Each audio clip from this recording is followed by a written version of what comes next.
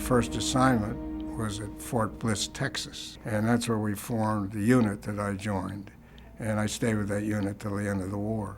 Our unit ended up in First and Fellbrook, which was a few kilometers from Dachau. There was an airfield nearby, and we were anti-aircraft, so we were called in there.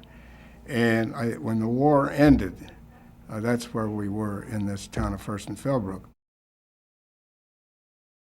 Well, the first thing I noticed about Dachau was that it was surrounded by a high wall, and we went in the gate, right in the middle of town, right in the middle of Dachau. We had these things in the basement of the houses we took over, which we were told came from a concentration camp down the road.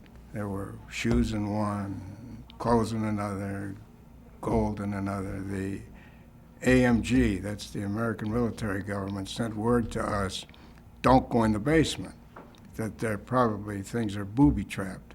But we'd already been in there and back, so we knew what was down there. And we rode the Jeep down there, between these lines of barracks, and the people were still in the barracks. They looked at us, and we looked at them, and nobody says anything to anybody. And, you know, they looked terrible.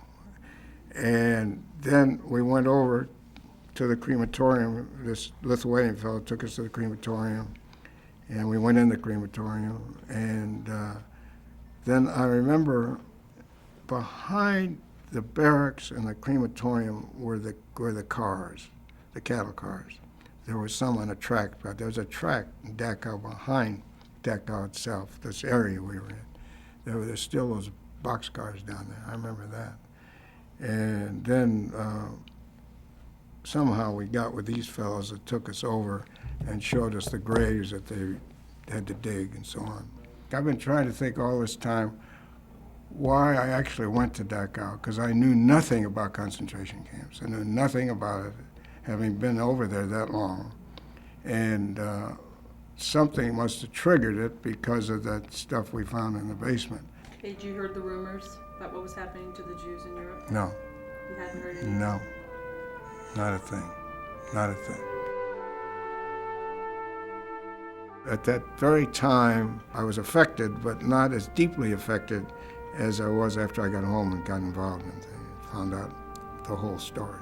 I think it's unexplainable. It's hard to explain that. I mean, why things are happening today, the same sort of thing. Why does somebody get mad and shoot somebody? I think I was deeply affected by it. I really do.